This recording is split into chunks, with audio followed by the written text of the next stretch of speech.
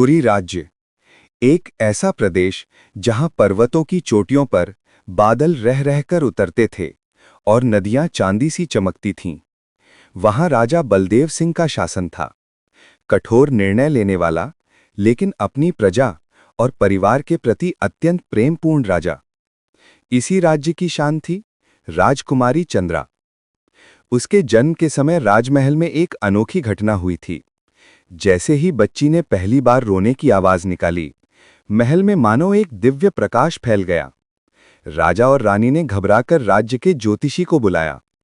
वह वृद्ध, ज्ञानवान और रहस्यों का ज्ञाता था। ज्योतिषी ने जन्म कुंडली देखते ही अपनी आंखें फैला दी। उसने कहा, महाराज, यह बालिका अत्यंत भाग्यशाली है। इसके कदम पड़ेंगे वहां समृद्धि उमड़ेगी। इसके जीवन की रक्षा एक विशेष सोने की माला करेगी। याद रखें, यह हार कभी भी इसके गले से न उतरे। रानी ने यह बात हृदय से लगा ली और उस दिन से हार राजकुमारी की पहचान बन गया। समय बीतता गया। राजकुमारी बड़ी होने लगी और जितनी बढ़ती उसकी उम्र, उतनी ही बढ़ती उसकी दिव्यता। कहा जाता था कि जब वह बोलती तो उसकी वाणी मोतियों की तरह गिरती। जब वह चलती तो उसके पैरों के दोनों ओर बहुमूल्य रत्न प्रकट हो जाते। महल में हर दिन जैसे लक्ष्मी का आगमन होता था। पूरी राज्य दिन दूनी रात चौगनी तरक्की करता गया। राजा के शत्रु स्वयं हाथ जोड़ने लगे और मित्रता की भीख मांगने लगे। समय आया जब राजकुमारी 17 वर्ष की हुई। राजा ने उसके जन्मदिन पर उसे सोने की चप्पलें उपहार में दीं, इतनी हल्की कि पहनने पर बादलों जैसी महसूस होती। राजकुमारी उन चप्पलों को पहनकर अपनी सेविकाओं के साथ पहाड़ों पर फूल तोड़ने निकली। हवा सुगंध से भरी थी, पंछियों का संगीत गूंज रहा था। किंतु किस्मत ने उसी दिन एक मोड़ लिया। चंद्रा का पैर फिसला और उसकी एक सोने की चप्पल पहाड़ी की तीखी ढलान से नीचे जा गिरी। घंटों खोज की गई, पर चप्पल न मिली। राजा ने पूरे राज्य में घोषणा करवाई, जो भी राजकुमारी की चप्पल ढूंढ लाएगा उसे भारी इनाम दिया जाएगा। कई आए कई गए, पर चप्पल का कोई पता न मिला। रत्नपुर का राजकुमार और नियति का खेल।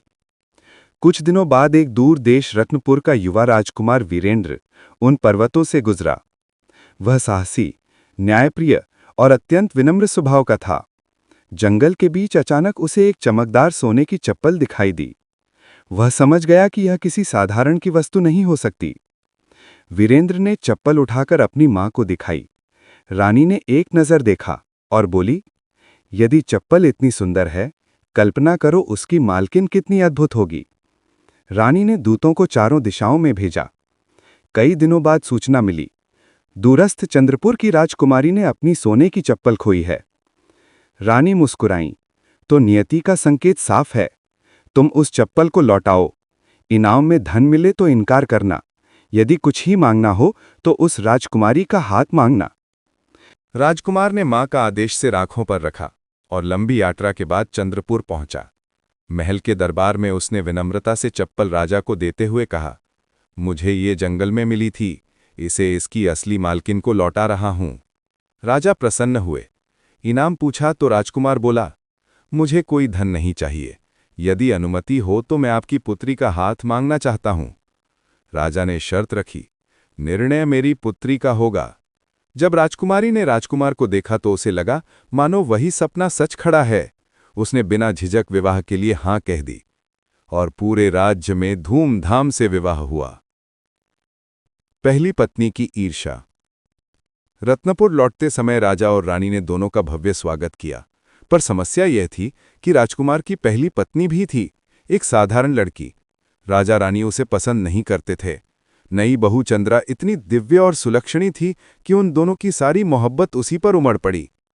पहली पत्नी ने जब यह सब देखा तो उसके मन में घृणा और ईर्ष्या का विष भर गया। चंद्रा भोली थी। उसने पहली पत्नी को बहन की तरह माना, लेकिन पहली पत्नी उसे खत्म करने की योजना बनाने लगी। जीवन हार का षड्यंत्र।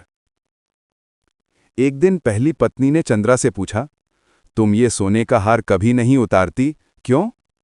चंद्रा मुस्कुराकर बोली, ये मेरी रक्षा करता है, मेरी जान इसी में बसती है। उसके शब्दों ने पहली पत्नी के मन में आग जला दी। रात को उसने अपनी विश्वासपात्र दासी को बुलाया।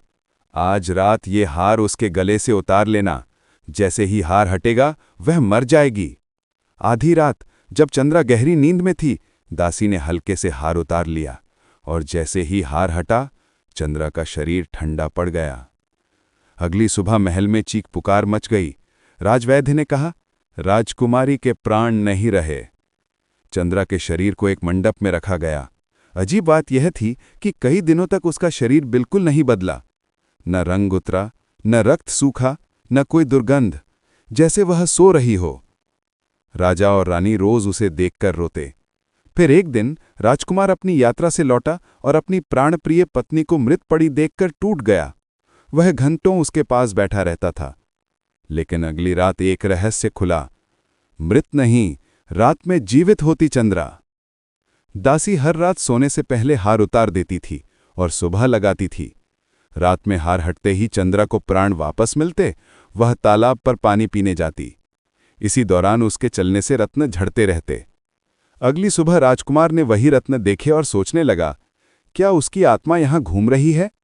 उसने रात को मंडप में पहरा देने का फैसला किया और उसी रात उसने देखा, चंद्रा धीरे धीरे उठी, मंडप से बाहर निकली, तालाब की ओर चली और उसके पैरों से रत्न गिरते जा रहे थे। राजकुमार ने पुकारा, चंद्रा! राजकुमारी चेहरा घुमाकर ठिठक गई। जलते दीपक के प्रकाश में दोनों की आंखें मिलीं। वह रो पड़ी, मैं मरी नहीं हूं, मेरा जीवन हार चुरा लिया गया है। दिन में मैं निष्प्राण हो जाती हूं। राजकुमार ने वचन दिया, मैं तुम्हारा हार ढूंढकर तुम्हें वापस जीवन दूंगा। सत्यता का पर्दाफाश। अगली सुबह महल में उसने सब नौकर नौकरानियों को बुलाया। जैसे ही उसकी नजर दासी के गले पर पड़ी, वह चौंक गया। सैनिकों ने दासी को पकड़ लिया। डर के मारे दासी ने सब सच उगल दिया कि पहली पत्नी के कहने पर उसने हार चुराया था। गुस्से में राजकुमार ने पहली पत्नी को भी जेल में डाल दिया। चंद्रा का पुनर्जन्म। हार लेकर वह दौड़ता हुआ मंडप पहुंचा। राजा और रानी भी साथ थे। राजकुमार ने कांपते हाथों से हार चंद्रा के गले में पहनाया। पलक झपकते ही उसका चेहरा खिल उठा। शरीर में रक्त दौड़ने लगा, आंखें खुल गईं और वह उठकर बैठ गई जैसे गहरी नींद से जागी हो। महल में उत्सव मनाया गया। ढोल बजे, शंख बजे, दीप सजाए गए। राजा और रानी ने चंद्रा को गले से लगाया। राज्य में घोषणा की गई, सत्य और प्रेम की जीत हुई है। उस दिन से रत्नपुर में शांति और समृद्धि का एक नया युग शुरू हुआ। राजकुमार और चंद्रा सुखपूर्वक जीवन बिताने लगे। पहली पत्नी और दासी को आजीवन कारावास में डाल दिया गया ताकि वह कभी किसी निर्दोष के साथ ऐसा न कर सकें।